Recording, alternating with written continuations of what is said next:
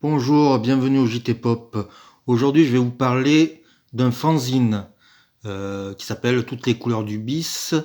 Euh, J'allais dire réalisé, non, pas réalisé, mais écrit pour tous les textes par Stéphane Herbesti.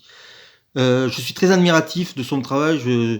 Je trouve que faire un tel magazine, lui tout seul, avec ses petites mains, sans avoir de l'aide, sans vraiment faire ça pour gagner de l'argent, parce que je pense que comme la plupart des fanzines, ils en perdent.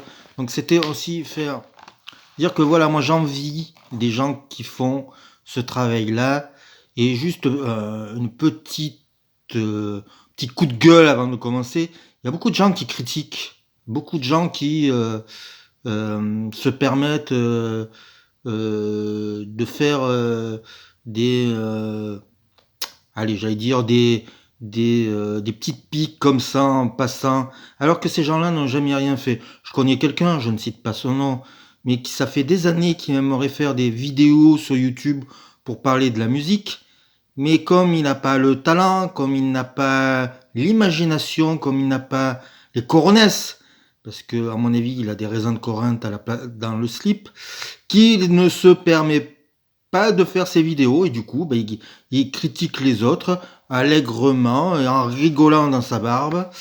Voilà, donc ça c'était petit coup de gueule, mais bon, je me permets, puisque il m'arrive de recevoir des coups de massue par ce monsieur, donc je me permets aussi, sans le citer et en étant tout à fait bienveillant, de raconter ce que fait ce monsieur. Donc, Stéphane Herbesti a décidé pour ce numéro 13 de parler du cinéma d'exploitation américain. J'avoue que c'est le sujet d'abord qui m'a intéressé parce que c'est tellement vaste. Je voulais voir ce qu'il en fait. Et puis surtout, je suis pas un grand amateur de fanzine, j'en ai très très peu lu. Mais quand maintenant, je pense que je vais m'y mettre parce que j'avais actuellement un peu de mal à lire, et ce fanzine fort bien fait m'a donné envie d'en lire plein et de m'intéresser à des univers, oui, à des mondes peut-être que je ne connais pas encore dans le cinéma. Et donc là, c'est le monde de l'exploitation américaine. Alors, je connaissais un petit peu, mais entre les Greenhouse, qui étaient des films à double programme, les films qu'on diffusait dans les drive-in, je commençais un peu à me perdre. Et je me suis dit que peut-être ce petit fanzine pourrait m'aider justement à faire le tri de tout ça. Donc c'est vachement bien foutu. Ça commence par un préambule, comme vous voyez, assez bien foutu et assez bien documenté sur ce qu'était l'exploitation et ce qu'était l'exploitation américaine. Il explique très bien que dès que le cinéma a été inventé, l'exploitation derrière a été fabriquée aussitôt, puisque la plupart des films à l'époque étaient vus dans étaient projetés par des forains ou dans les foires, ou des trucs comme ça. Donc ça explique très bien cet état de fait. Et ce qui m'a beaucoup intéressé, c'est qu'il commence par le muet.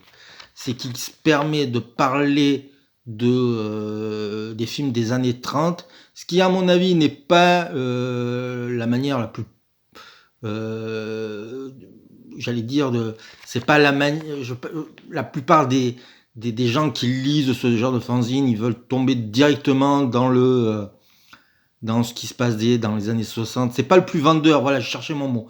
Excusez-moi. Je pense que c'est pas le plus vendeur, mais moi c'est ce qui m'a le plus intéressé, c'est que les sujets sur le cinéma éducatif, qui faisait de l'éducation pour me vendre un peu de fesses, de violence ou de drogue.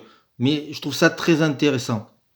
C'est bien écrit. Alors, ça commence par tous les titres, parce que souvent les films d'exploitation avaient plusieurs titres, et puis le titre français, le titre anglais, il y a un petit résumé, et puis il fait une petite analyse. Alors au début, je vous avoue, j'étais très surpris, car l'auteur emploie le mot « je » des fois. Et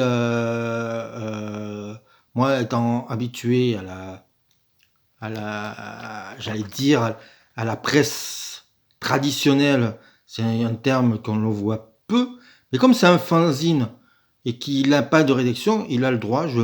Donc voilà. Alors bien sûr, il y a des petits défauts. Parfois, je suis pas d'accord avec lui, mais c'est pas bien grave. On voit que c'est fait avec amour. Moi, je trouve ça vachement pertinent. Alors, je répète, ce qui m'a intéressé, c'est surtout les années 30-40. Les années 50, je commençais un peu à connaître le sujet, mais pour ceux qui ne connaissent pas du tout le sujet, ben, c'est une manière d'apprendre des choses. Donc ça va de Roger Corman, du nudisme. Le fantastique, il le fait pas ou très peu pour une raison simple, c'est que je pense qu'il s'est dit, il y en a beaucoup qui l'ont fait, donc je vais l'éviter. Et il le dit très bien dans son préambule, dans son prologue, donc il n'y a pas de souci pour ça. Il a fait des vrais choix éditoriaux. Donc, pour cette raison-là, c'est assez intéressant. Il nous apprend que certains films ont eu parfois plus de succès que des films de maître à l'époque. Donc, voilà. Donc, c'est toute une époque qui s'arrête aux années 80. Avant la... Je pense que... Alors, je sais pas s'il le dit, mais il s'arrête surtout au moment où la vidéo prend son essor. Et je pense qu'il s'est dit, c'est plus la même chose, parce que lui, ce qui l'intéressait, c'est les films qui sortent en salle. Donc, voilà. Donc, vous voyez, hein, il y a des classiques aussi. Hein. Il ose mettre Fricks, mais il y a une raison valable. Je ne la dirai pas, je ne spoilerai pas, pour que vous alliez acheter ce magazine qui est fort peu cher. Hein. Pour un fanzine, 9 euros, c'est pas très cher. 4 euros de frais de port. Donc, vraiment, si ça vous passionne, eh ben, foncez-y dessus. Vous apprendrez des choses. Ça vous fera parfois sourire. Parfois, vous dites, tiens, ce film-là, j'aimerais bien le voir. Et puis, surtout, vous verrez qu'un type tout seul, avec son ordinateur, a pu, pendant des mois, pondre ce petit fascicule, petit par la taille, mais grand par le savoir. Et je lui dis bravo. Donc, chapeau bas. Et, et je pense que j'achèterai d'autres numéros quand ils sortiront. Voilà, c'était juste un petit tour sur ce fanzine et lui faire un chapeau bas. À bientôt.